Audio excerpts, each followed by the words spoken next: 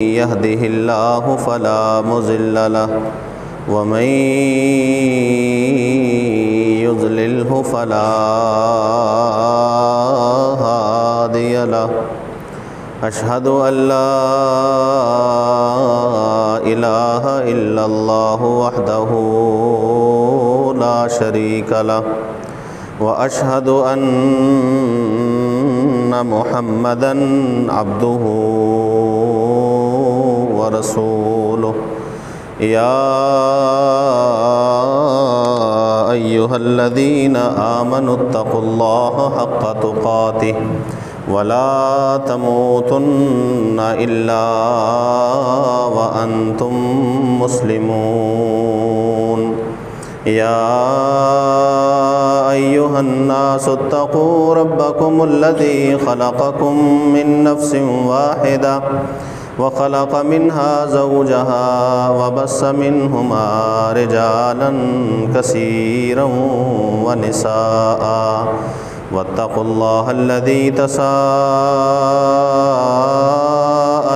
به والأرحام إن الله كان عليكم رقيبا يا أيها الذين آمنوا اتقوا الله وقولوا قولا سديدا يصلح لكم أعمالكم ويغفر لكم ذنوبكم ومن يطع الله ورسوله فقد فاز فوزا عظيما أما بعد فإن خير الحديث كتاب الله وخير الهدي هدي محمد صلى الله عليه وسلم شر الأمور محدثاتها وكل محدثة بدعة وكل بدعة ضلالة وكل ضلالة في النار إن الله وملائكته يصلون على النبي يا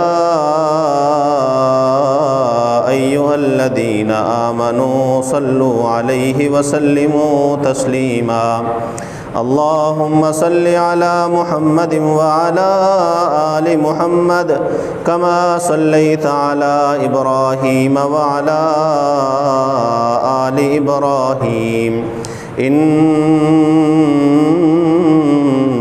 حميد مجيد اللهم بارك على محمد وعلى آل محمد كما باركت على إبراهيم وعلى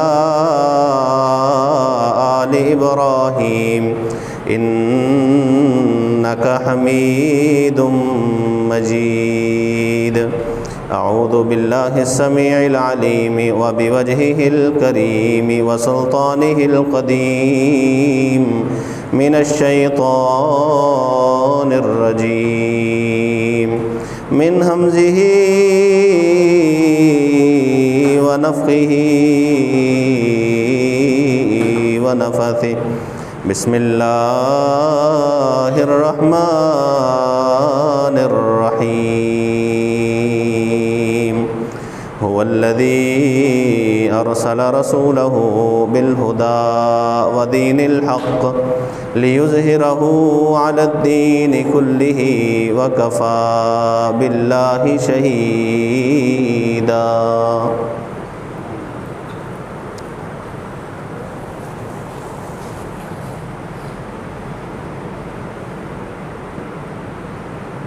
کائنات کی ابتدا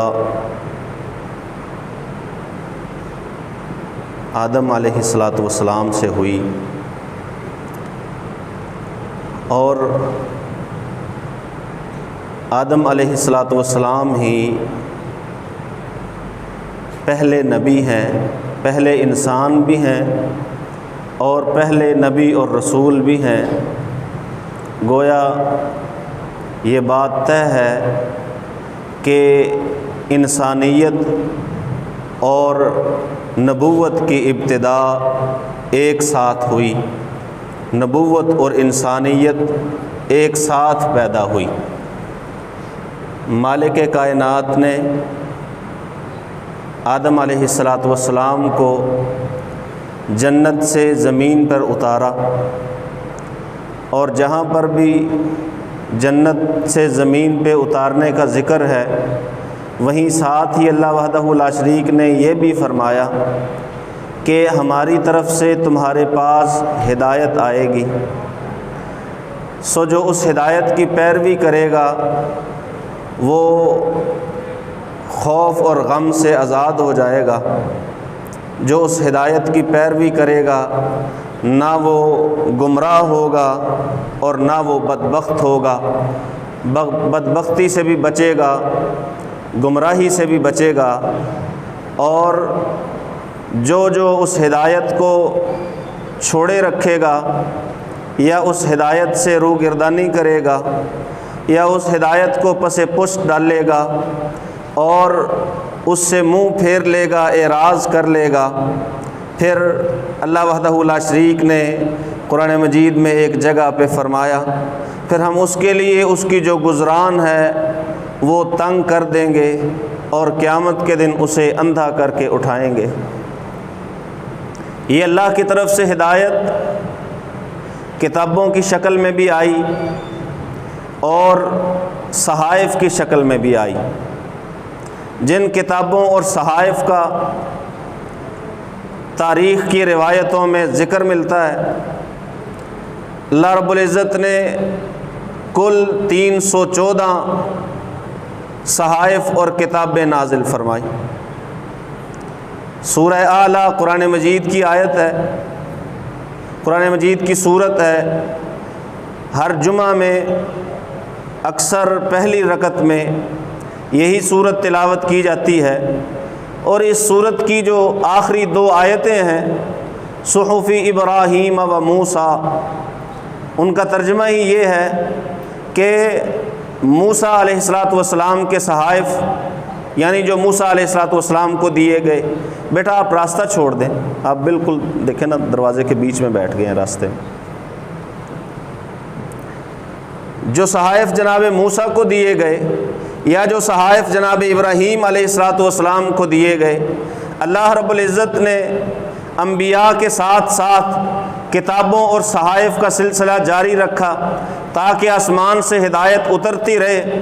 انبیاء اور رسل اس اترنے والی ہدایت کی روشنی میں اپنی اپنی امتوں کی رہنمائی قیادت فرماتے رہے، اور جو مالک کائنات کا اس ہدایت کے حوالے سے سب سے بڑا مقصد ہے کہ جو اس ہدایت کو اپنائے، جو اس ہدایت کی پیروی کرے، جو اس ہدایت کو پائے اور اس پر عمل کرے، اسے میں دنیا کی بدبختیوں سے، دنیا کی شقاوتوں سے، دنیا کی ضلالتوں سے، دنیا کے اندھیروں سے نکال لوں، ہدایت کی روشنی میں لاؤں، اور بالآخر اس انسان کو جو تابعدار اور فرمانبردار ہے اسے اپنی جنتوں کا وارث بنا دوں۔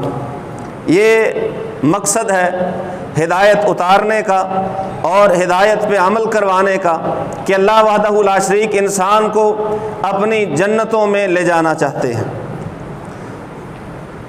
ہم نے جن مشہور کتابوں کے بارے میں سن رکھا ہے یا پڑھ رکھا ہے، میں چند ایک گزارشات کر کے اب بات کو اصل عنوان کی طرف لے کے جاتا ہوں۔ سب سے پہلے زبور ہے۔ زبور داؤد علیہ السلام پہ نازل ہوئی۔ زبور کے اگر لغوی اور لفظی ترجمہ کیا جائے، معنی کیے جائیں تو اس کا مطلب مناجات ہے۔ علامہ اقبال کی ایک فارسی کتاب ہے جس کا نام ہے زبور عجم، کہ وہ زبور تو عبرانی زبان میں تھی جو مناجات تھی، یہ زبور عجم ہے، یعنی عجمی زبان میں، فارسی زبان میں مناجات اللہ وحدہ لا شریک سے کی گئی۔ مستقل ایک کتاب ہے علامہ اقبال کی زبور عجم، اس کا معنی مناجات ہے۔ ہمیں آج زبور اصل حالت میں، اصل کیا جو اس کی بگڑی ہوئی حالت ہے اس میں بھی کہیں پہ نہیں ملتی، کہیں پہ نظر نہیں آتی۔ دوسری کتاب جو مشہور ہے وہ تورات ہے۔ تورات موسیٰ علیہ السلام کو عطا کی گئی، اور یہ تختیوں پہ لکھی ہوئی موسیٰ علیہ السلام کو دی گئی، ایک محفوظ شکل میں دی گئی، لیکن یہودی اس تورات کو محفوظ نہ رکھ سکے، یاد نہ رکھ سکے، اسے ضائع کر بیٹھے۔ پھر عزیر علیہ السلام جنہیں تورات یاد تھی، انہوں نے دوبارہ یہودیوں کو تورات لکھوائی۔ اسی لیے یہودی عزیر کو اللہ کا بیٹا کہتے ہیں کہ انہیں تورات مکمل یاد تھی۔ وہ کہتے ہیں جسے مکمل تورات یاد ہو وہ اللہ کا بیٹا ہی ہو سکتا ہے۔ اللہ وحدہ لا شریک نے ان لوگوں کو گمراہ اور مشرک قرار دیا ہے جنہوں نے عزیر کو یا عیسیٰ علیہ السلام کو اللہ کا بیٹا قرار دیا۔ تورات آئی، دوبارہ لکھوائی گئی، اسے بھی وہ ضائع کر بیٹھے۔ پھر رسول اللہ صلی اللہ علیہ وآلہ وسلم سے کوئی 5.25 صدیاں پہلے عیسیٰ علیہ السلام تشریف لائے۔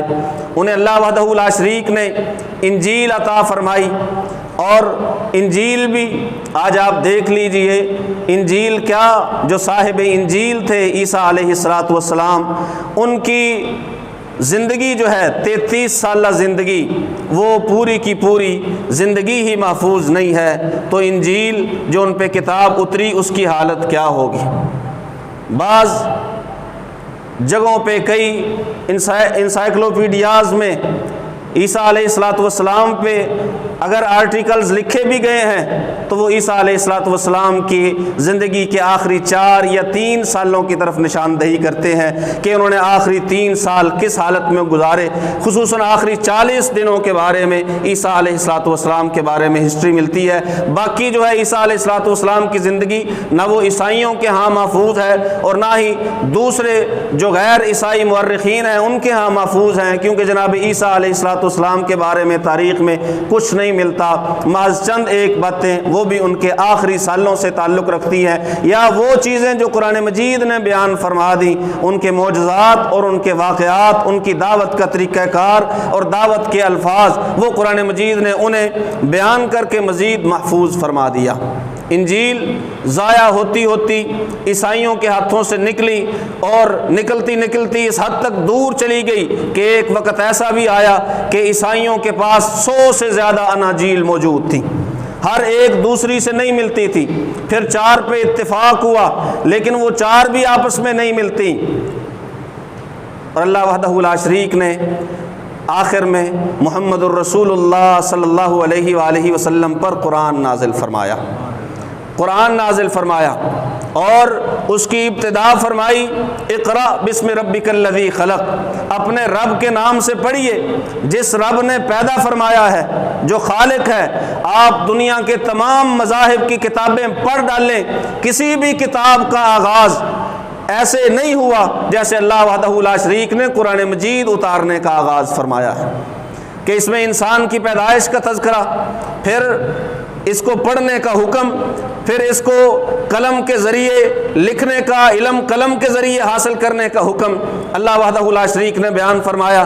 انسان تجھے پیدا بھی فرمایا، تجھے علم بھی دیا، تجھے قلم بھی دیا، اور تیرے لیے کائنات کے اتنے راستے دروازے کھول دیے۔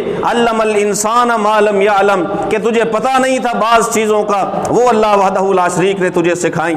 یہ قرآن کا آغاز ہے، علم سے، قلم سے، قرات سے، پڑھنے سے، تعلیم سے جس کا تعلق ہے۔ اور آدم علیہ السلام کو جب اللہ وحدہ لا شریک نے پیدا فرمایا تو سب سے پہلے کیا کیا؟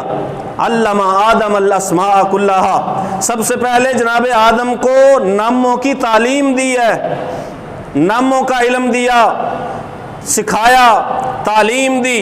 گو کہ جہاں سے انسانیت شروع ہوئی تھی قرآن مجید نے اپنا آغاز وہیں سے فرمایا، علم الانسان ما لم یعلم۔ آدم علیہ السلام کی ابتدا تعلیم سے، اور قرآن مجید کی ابتدا بھی تعلیم سے، اور وہ تعلیم جو رب کے نام کے ساتھ ہو، اقرأ بسم ربک الذی خلق، یہ قرآن مجید ہے۔ قرآن مجید اللہ وحدہ لا شریک کا ایک معجزہ ہے، زندہ موجود معجزہ، کہ جس کے ذریعے اللہ وحدہ لا شریک نے ساری دنیا کے انسانوں کو یہ چیلنج دے دیا تھا کہ اگر تم کہتے ہو کہ یہ اللہ کی طرف سے ہے ہی نہیں، رسول اللہ صلی اللہ علیہ وسلم نے خود بنا لیا، خود گھڑ لیا، تو جاؤ اس جیسی کوئی کتاب لے کے آؤ۔ پھر کہا جاؤ 10 صورتیں بنا لاؤ، ایک صورت لے آؤ۔ آخر اللہ وحدہ لا شریک نے قرآن مجید میں کہا فَلْيَأْتُوا بِحَدِيثٍ مِثْلِهِ إِن كَانُوا صَادِقِينَ، نہ قرآن ان سے پورا بن سکتا ہے، نہ 10 صورتیں بنا سکتے ہیں، نہ ایک صورت بنا سکتے ہیں، جاؤ کم از کم ایک آیت ہی لے آؤ جو قرآن مجید کی کسی آیت کا مقابلہ کر سکے۔ قُلْ لَئِنِ اجْتَمَعَتِ الْإِنسُ وَالْجِنُّ عَلَىٰ أَن يَأْتُوا بِمِثْلِ هَٰذَا الْقُرْآنِ لَا يَأْتُونَ بِمِثْلِهِ وَلَوْ كَانَ بَعْضُهُمْ لِبَعْضٍ ظَهِيرًا۔ اے پیغمبر صلی اللہ علیہ وسلم فرمائیے، اعلان کیجئے، یہ اعلان چیلنج ہے کہ اگر کائنات کے سارے انسان جمع ہو جائیں اور جن بھی جمع ہو جائیں اور زور اس بات پہ لگائیں أن يأتوا بمثل هذا القرآن کہ اس قرآن جیسی کوئی کتاب لے آئیں گے، لا يأتون بمثله، نہیں لا سکتے، نہیں لا سکتے۔ وَلَوْ كَانَ بَعْضُهُمْ لِبَعْضٍ ظَهِيرًا، اکیلے اکیلے کوشش کرنے کی بجائے سارے جمع ہو کے مل کے مشورے کے ساتھ کوشش کر لیں، قرآن جیسی کتاب لا سکتے نہیں ہے۔ یہ بے مثل کتاب ہے، یہی اس بات کی دلیل ہے کہ جو کلام بے مثل ہو وہ ذات بے مثل کا کلام ہوتا ہے، انسان کا کلام نہیں۔ انسان کے کلام جیسے کلام بنائے جا سکتے ہیں، جوڑے جا سکتے ہیں، مقفع کیے جا سکتے ہیں، ان کی جو آپس کی کڑیاں ہیں وہ ملائی جا سکتی ہیں۔ جو رحمان کا کلام ہوتا ہے اسے انسان نہیں بنا سکتا۔ عاجز آ گئی، ساری دنیا عاجز آ گئی۔ فَإِن لَّمْ تَفْعَلُوا وَلَن تَفْعَلُوا، اللہ فرماتے ہیں تم اگر نہ کر سکے تو پھر کیا ہوگا، اور ساتھ ہی کہہ دیا اور تم کر نہیں سکو گے۔ پھر آؤ اسی کی طرف، اس طرف آؤ کہ یہ تمہیں بتائے گا گر کہ اس آگ سے کیسے بچا جائے جس آگ کا ایندھن اللہ وحدہ لا شریک نے لوگوں کو اور پتھروں کو بنانا ہے۔ فَاتَّقُوا النَّارَ الَّتِي وَقُودُهَا النَّاسُ وَالْحِجَارَةُ أُعِدَّتْ لِلْكَافِرِينَ، وہ قرآن کے جو منکر ہیں کافر، انہی کے لیے وہ جہنم تیار کی گئی ہے۔ قرآن مجید اتارا اللہ نے محمد الرسول اللہ صلی اللہ علیہ وآلہ وسلم پر، اور ساتھ ہی کہہ دیا ہم نے اتار بھی دیا ہے اور ہم اس کی حفاظت بھی فرمائیں گے۔ اتارا بھی، زبور گئی ہاتھ سے، تورات گئی ہاتھ سے، انجیل بدلی اور گئی ہاتھ سے، قرآن مجید ایسی کتاب ہے۔ ایک بار جرمنی نے کوشش کی تھی جنگ عظیم دوم سے پہلے کہ جیسے ہماری اناجیل ہیں، انجیل لوکا ہے وہ انجیل متی سے نہیں ملتی، انجیل متی ہے وہ انجیل یوحنا سے نہیں ملتی، جو انجیل برنباس ہے اسے تو عیسائی انجیل ماننے کے لیے تیار نہیں ہے۔ دیکھیں جو مسلمانوں کی کتاب ہے قرآن، اسے بھی جمع کریں، ہو سکتا ہے اس میں بھی ایسے اختلاف پائے جائیں۔ اللہ وحدہ لا شریک قرآن مجید میں فرماتے ہیں افلا یتدبرون القرآن ولو کان من عند غیر اللہ لوجدوا فیہ اختلافا کثیرا، لوگ قرآن میں غور و فکر نہیں کرتے، اگر یہ اللہ کے سوا کسی اور کی طرف سے ہوتا تو اس میں بہت زیادہ اختلاف پائے جاتے، یہ اللہ کی طرف سے ہے اس لیے اس میں کوئی اختلاف نہیں ہے۔ کہا دیکھو، کوشش کرو، ڈھونڈو، تلاش کرو، جمع کرو۔ قرآن مجید کے 40,000 نسخے جمع کیے گئے، 40,000 نسخے، اور وہ جو عمارت تھی جس میں جمع کیے گئے تھے وہ جنگ عظیم دوم کے درمیان تباہ ہو گئی، لیکن رپورٹ باقی ہے، رپورٹ موجود ہے۔ 40,000 نسخے جمع کیے گئے اور پھر تلاش کیا گیا کہ ڈھونڈنے کہیں پہ کوئی اختلاف، کوئی کہیں پہ آگا پیچھا، کہیں پہ کچھ اور کہیں پہ کچھ، سو ڈھونڈنے سے انہیں کیا چیز ملی؟ کہنے لگے ہمیں صرف ایک چیز ملی کہ جو لفظ ابراہیم ہے کہیں پر ہا کے نیچے کھڑی زیر دی گئی ہے ابراہیم کہنے کے لیے، اور کہیں پہ ہا زیریا ہی یا کے 2 نقطے لگائے گئے ہیں، اس کے علاوہ ہم قرآن مجید میں کوئی اختلاف تلاش نہیں کر سکے۔ انا نحن نزلنا الذکر وانا لہ لحافظون، یہ اللہ نے اتارا ہے اور اس کی حفاظت آج تک اس بات کی دلیل ہے کہ اللہ وحدہ لا شریک نے ہی اس قرآن کو اتارا ہے اور اس نے اس کی حفاظت بھی فرمائی ہے۔ سب سے جلدی جو دلوں میں اترنے والی کتاب ہے وہ قرآن مجید ہے۔ کائنات میں بے شمار کتابیں موجود ہیں، لیکن کیا ان کتابوں کے حفاظ اتنے ہی موجود ہیں جتنے قرآن مجید کے موجود ہیں؟ ہرگز نہیں۔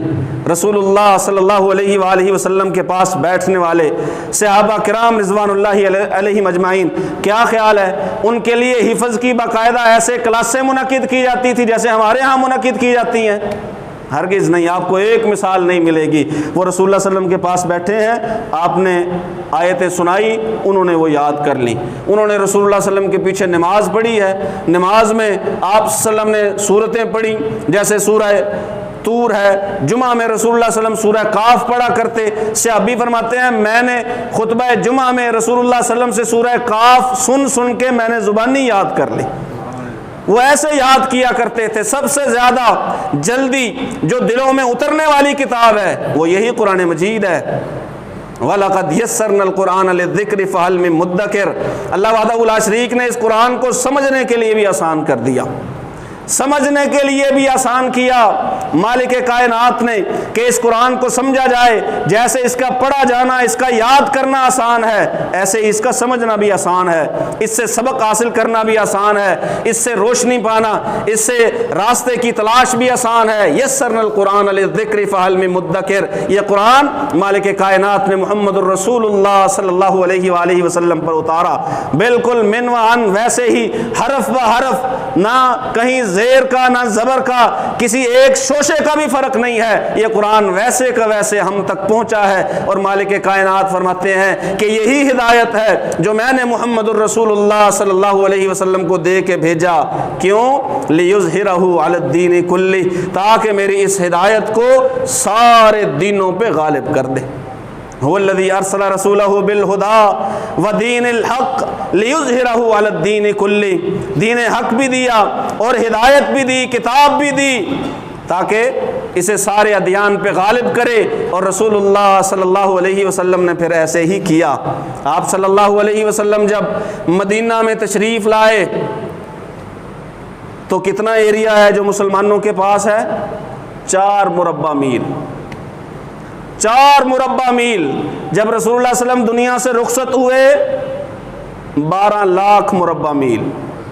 لِيُظْهِرَهُ عَلَى الدِّينِ كُلِّهِ، اگر رسول اللہ صلی اللہ علیہ وسلم کے دور کے دنوں کا حساب کیا جائے 274 یا 275 مربع میل روزانہ بنتا ہے جو اسلام کے قلم رو میں شامل ہوا رسول اللہ صلی اللہ علیہ وآلہ وسلم کے دور میں۔ اور پھر رسول اللہ صلی اللہ علیہ وآلہ وسلم کے بعد بھی حضرت عمر فاروق رضی اللہ تعالیٰ عنہ کے دور تک 22 لاکھ مربع میل، 24 لاکھ مربع میل، 45 لاکھ مربع میل تک اسلام پھیلا، اور قرآن جگہ جگہ پہ پہنچا۔ قرآن ہی کی ہدایت، قرآن ہی کی روشنی، قرآن ہی کے اصول اور اسلوب جو مسلمانوں نے اختیار کیے رکھے۔ لیکن بعد میں کیا ہوا؟ بعد میں کیا ہوا؟ اسی قرآن کو، اسی ہدایت کو، یہ جو اغلب کتاب ہے، یہ جو محفوظ کتاب ہے، یہ جو آسان کتاب ہے، یہ جو شک و شبہ سے بالکل بالاتر اور پاک کتاب ہے، ہم نے اس کتاب کو چھوڑ دیا، ہم اس کتاب سے دور ہوئے، ہم نے اس کتاب سے سبق لینا بند کر دیا۔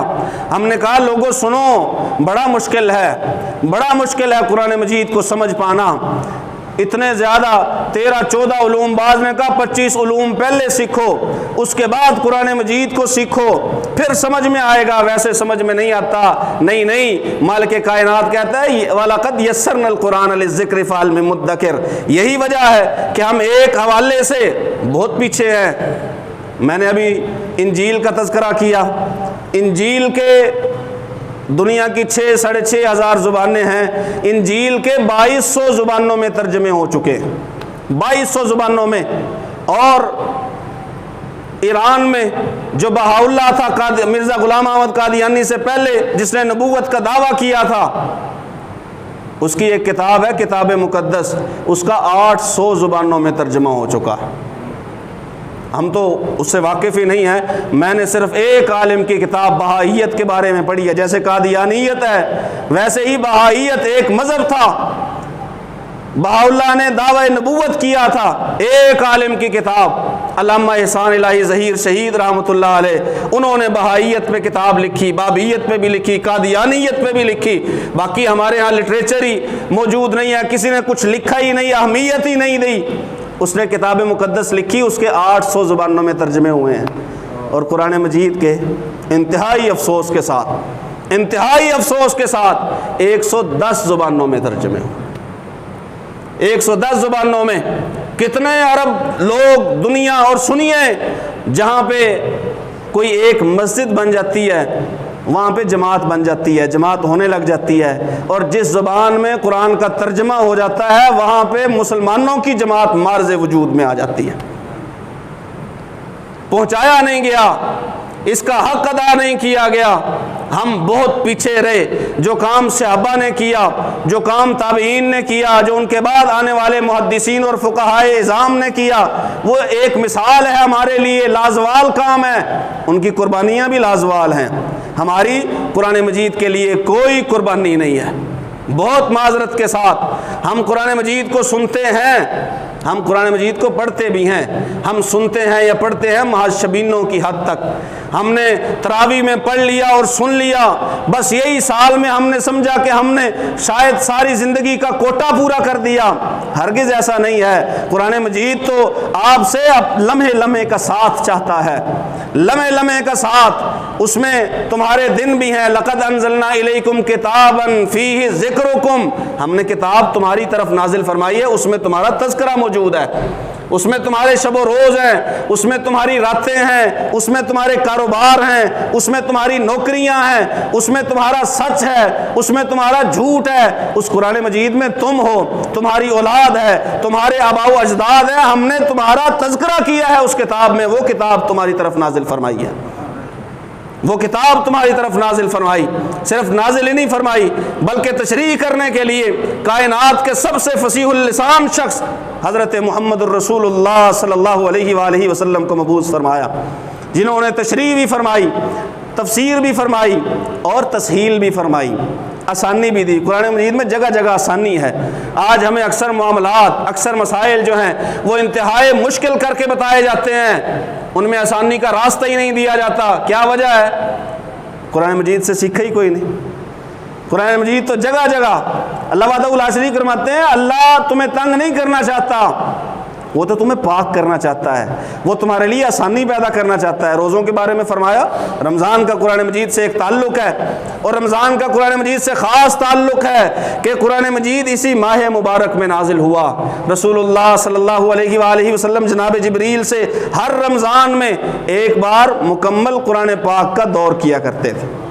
یہ جو کہتے ہیں نا قرآن بعد میں جمع کیا گیا، بعد میں اکٹھا کیا گیا، بعد میں لکھا گیا، سنیے رسول اللہ صلی اللہ علیہ وسلم اپنی زندگی میں ہر رمضان میں جناب جبریل علیہ الصلوۃ والسلام سے دور فرمایا کرتے قرآن مجید کا، اور جو رسول اللہ صلی اللہ علیہ وسلم کا آخری رمضان تھا زندگی کا، اس میں 2 بار دور فرمایا جبریل علیہ السلام سے رسول اللہ صلی اللہ علیہ وسلم نے۔ تعلق ہے رمضان سے، یہ رمضان مبارک ہے، اس میں بندہ کچھ فارغ ہوتا ہے، تھوڑا بہت ٹائم ملتا ہے اسے، تھوڑا بہت مائل ہوتا ہے مسجد کی طرف، نماز کی طرف، عبادت کی طرف، اذکار کی طرف، تلاوت کی طرف۔ تو صرف تلاوت کی حد تک نہ رہیے، تلاوت سے آگے بڑھیے، قرآن مجید کا ترجمہ پڑھیے، ترجمہ اٹھائیے، قرآن مجید کو سیکھیے، قرآن مجید کو سیکھ کر یا پڑھ کر ایسے ہی چھوڑ نہ دیجیے، بلکہ پھر اسے اپنے اوپر لاگو بھی کیجیے، اسے اپنی زندگی میں لے کے آئیے۔ قرآن مجید نے جو جو احکام بیان فرمائے ہیں، اور قرآن مجید ویسے تو بہت بڑی کتاب ہے، ایسے لگتا ہے اس میں بہت سارے احکامات ہوں گے، لیکن 6666 آیتوں میں سے جو احکام کی آیتیں ہیں کہ یہ کرنا ہے، یہ نہیں کرنا، یہ حلال ہے، یہ حرام ہے، وہ 500 آیتیں ہیں۔ 500 زیادہ بھی اگر کر لیں، بڑھا چڑھا کے بیان کر لیں تو 500۔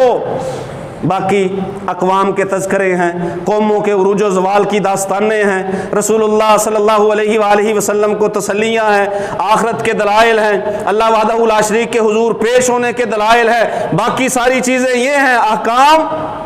احکام تھوڑے سے ہیں۔ اللہ وحدہ لا شریک تمہیں تنگ نہیں کرنا چاہتا، اللہ وحدہ لا شریک تمہیں آسانی میں لے کے جانا چاہتے ہیں۔ تم نے قرآن مجید کو چھوڑ دیا۔ وہ علامہ اقبال کا جو جاوید نامہ ہے، اس میں انہوں نے ایک نظم لکھی ہے فارسی میں، قصر شرف النساء۔ شرف النساء ایک خاتون کا تذکرہ کیا کہ جس کی قبر جب سکھوں کی حکومت آئی، انہوں نے جب اس قبر کو اکھیڑا تو اس میں سے ایک نصیحت جو ہے وہ لکھی ہوئی ملی، نصیحت یا وصیت کچھ بھی کہہ لیجئے، اس قبر میں سے ملی۔ وہ اقبال نے اس کا تذکرہ کیا ہے، اس کی قبر میں سے نصیحت ملی کہ دو چیزیں مسلمانوں نے چھوڑ دیں، ایک تو قرآن چھوڑ دیا، دوسرا تلوار چھوڑ دی۔ حالانکہ تلوار کو قرآن مجید کی روشنی میں اسلام کے غلبے کے لیے استعمال کرنا تھا۔ ارسل رسولہ بالہدی ودین الحق لیظہرہ علی الدین کلہ۔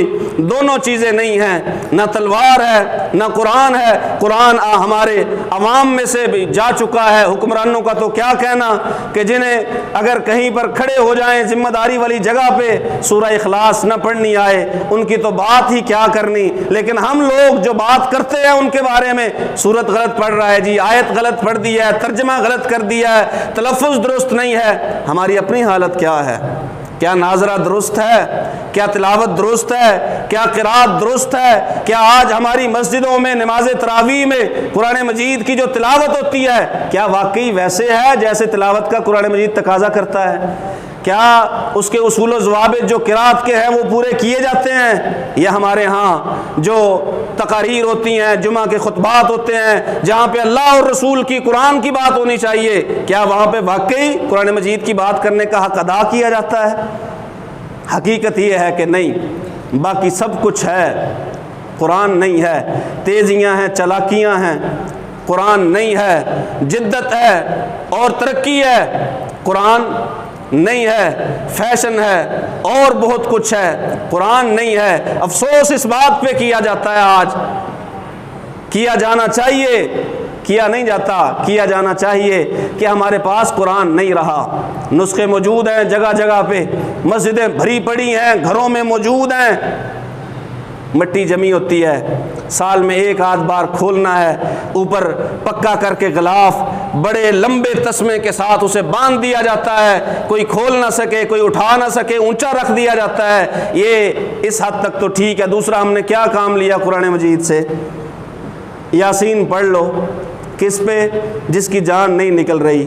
او بھائی، قرآن جان ڈالنے کے لیے آیا ہے قوموں میں، قرآن انسانوں میں جان ڈالنے کے لیے آیا ہے، ہم اسے جان نکالنے کے لیے استعمال کر رہے ہیں، جان نکالنے کے لیے استعمال کر رہے ہیں۔ قرآن دوستوں کو ہدایت کے ذریعے، دشمنوں کو ہدایت کے ذریعے دوست بنانے کے لیے آیا ہے، ہم لوگوں کو مارنے کے لیے، نقصان پہنچانے کے لیے تعویذات قرآن مجید کے، کسی کا نقصان کرنے کے لیے، کسی کا خسارہ کرنے کے لیے ہم قرآن مجید سے یہ کام لے رہے ہیں۔ قرآن مجید اس لیے نہیں آیا، قرآن مجید تیرے نفع کے لیے آیا ہے۔ گھر میں بلا لو حفاظ کو، کھلا دو کھانا، دے دو تھوڑا بہت، کہ میں تو کہتا ہوں کرائے پہ قرآن مجید پڑھواتے ہیں، آ جاؤ بھی سارے اکٹھے ہو کے۔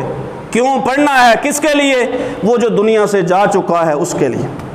کس کے لیے پڑھنا ہے؟ جو دنیا میں نہیں ہے، بھئی یہ تیرے لیے ہے، تو پڑھ۔ جو پڑھنے وہاں بیٹھا ہے وہ اپنے لیے پڑھے اور دیکھے کہ میرے لیے اس میں کیا حکم ہے۔ جو دنیا سے چلا گیا وہ چلا گیا، وہ اپنے اعمال پا لے گا۔ تین چیزیں اگر ہیں تو اس کا ثواب جاری رہے گا، نہیں تو ثواب جاری نہیں رہے گا۔ یا صدقہ جاریہ کر گیا، یا علم نافع چھوڑ گیا، یا نیک اولاد چھوڑ گیا جو اس کے لیے دعا کرے، باقی اس کے سارے سلسلے راستے بند ہیں۔ قرآن مجید تیرے لیے ہے، تو اسے پڑھ، تو اسے سمجھ، تو اس پر عمل کر، کیونکہ اس پر عمل کرنے والوں کو مالک کہ کائنات نے ہدایت یافتہ کہا ہے۔ اولئک علی ھدی من ربہم اولئک ھم المہتدون اولئک ھم الفائزون۔ اور بالکل آخر میں اللہ وحدہ لا شریک فرماتے ہیں لقد رضی اللہ عنہم ورضوا عنہ، اللہ ان سے راضی، وہ اللہ سے راضی۔ یہ قرآن والے لوگ تھے۔ آج ہم سے قرآن مجید جا رہا ہے، چھوٹ رہا ہے۔ خدا را خیال کیجئے، رسول اللہ صلی اللہ علیہ وآلہ وسلم نے فرمایا تھا قرآن یہ اللہ کی مضبوط رسی ہے، اسے اپنے ہاتھوں سے تھامنا، چھوٹنے نہ دینا۔ اگر خطرہ ہو کہ چھوٹ جائے گی، عزو علیہا بالنواجذ، اسے دانتوں میں لے لو، اسے داڑھوں سے چبا لو تاکہ یہ چھوٹنے نہ پائے۔ اس قدر سختی سے اس پر عمل پیرا کار بند ہونے کا رسول اللہ صلی اللہ علیہ وآلہ وسلم نے حکم فرمایا ہے، لیکن ہم آج اسے ڈھیلے ہاتھوں سے بھی پکڑے ہوئے نہیں ہیں۔ کو جا کے داڑھوں سے چبا کے مضبوطی سے پکڑا جائے، ڈھیلے ہاتھوں سے بھی نہیں پکڑا ہوا، چھوڑ دیا گیا ہے۔ یاد رکھیے، قال الرسول یا ربی ان قوم اتخذوا هذا القرآن مہجورا، قیامت کا دن ہوگا، اللہ وحدہ لا شریک فرماتے ہیں سورہ فرقان میں، رسول اللہ کے سامنے کھڑا ہوگا اور کہے گا اللہ یہ لوگ ہیں سارے، یا ربی ان قومی، یہ ہے میری قوم، یہ لوگ اتخذوا هذا القرآن مہجورا، جنہوں نے اس قرآن کو چھوڑ دیا تھا۔ یہ شکایت ہوگی، قرآن سفارش بھی کرے گا۔ رمضان اور قرآن، رسول اللہ صلی اللہ علیہ وسلم نے فرمایا دونوں اللہ سے بندے کے بارے میں سفارش کریں گے۔ یہ راتوں کو پڑھتا تھا، یہ دن کو روزہ رکھتا تھا، بھوکا رہتا تھا، ان کی سفارش قبول کی جائے گی۔ قرآن سفارش کرے گا اور اس کی جو اس کے ساتھ تعلق رکھتا ہے، اور رسول شکایت کرے گا اس کی جو قرآن سے تعلق توڑ چکا ہے۔ اللہ سے دعا ہے اللہ سن سمجھ کر عمل کی توفیق نصیب فرمائے۔ وما علیہ